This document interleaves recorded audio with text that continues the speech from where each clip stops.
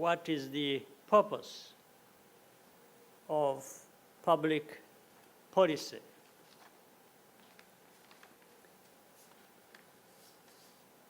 Let me put it succinctly in light of my country's experience.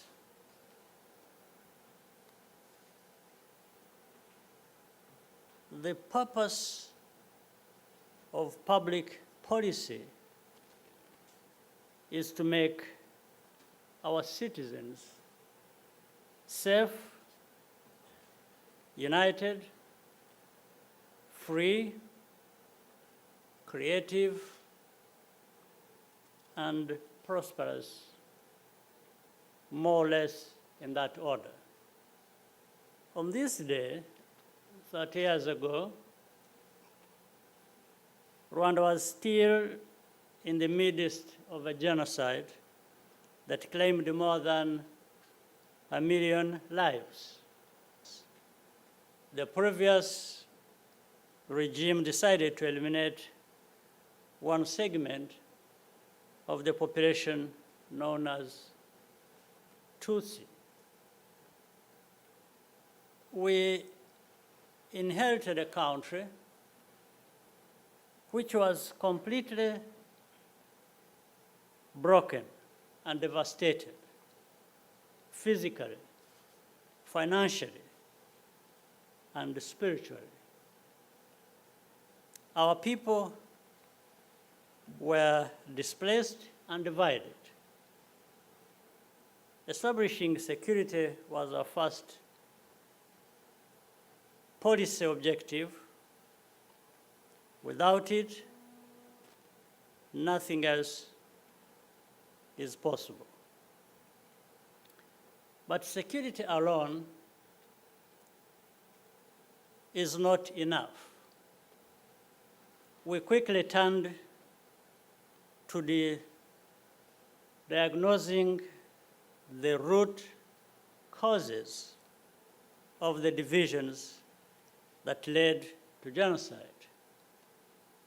People in Rwanda have various differences, just as in any other country. Everyone is entitled to that. We decided that all that matters is what unites us, being Rwandans. Ethnic categorization and categories were abolished on identity cards, along with quotas and discrimination of all kinds, including on the basis of religion. Safety and unity allowed us to expand our horizon into the future. But our country was still very poor. Achieving real prosperity requires mindsets of truth-seeking, critical thinking, and creativity. A country also needs to secure the freedom to set its own path, despite the pressures and hypocrisies from the international system. We decided to focus on instilling these virtues in our young people as a strategy for national transformation.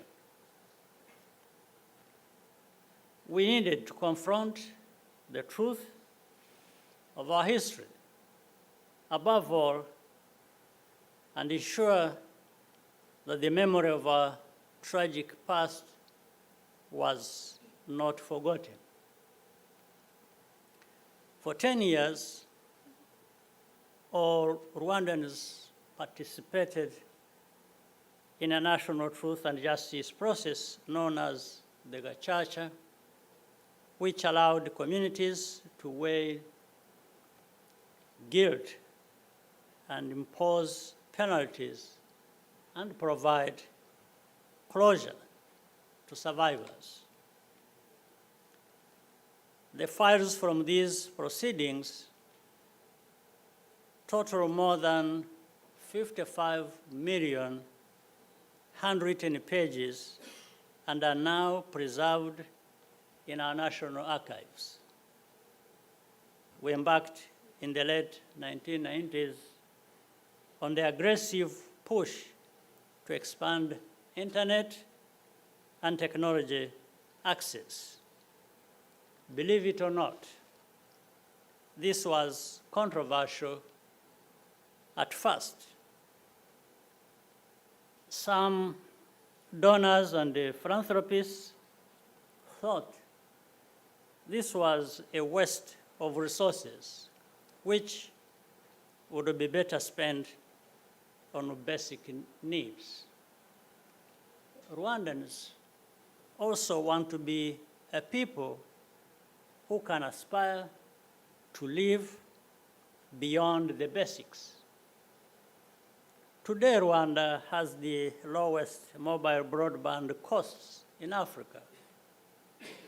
Our schools are wired, and most public services are transacted on a digital platform called Irembo, meaning really they get.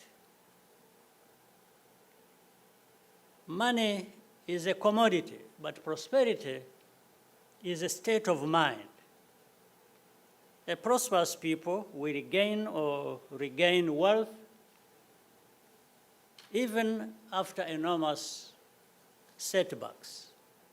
We are putting increasing emphasis on educating Rwandans for professions that require a lot of creativity and innovation, particularly in high technology. Before I close, I wish to go back to my old friend and colleague, Ban Ki-moon, because he told a story how we met at night.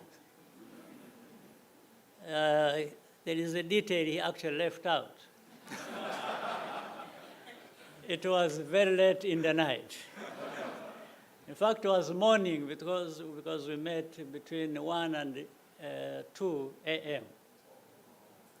Yeah, he had to continue the journey. He was on a trip across many parts of Africa, campaigning for the Secretary General position.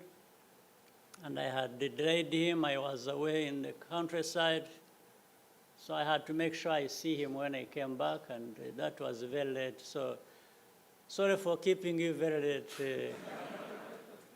It was because of the connection we had and the backgrounds we had in terms of the feeling for humanity and development thereof that we worked so well together. And so I thank you. I'm happy to have this moment to include it in my remarks.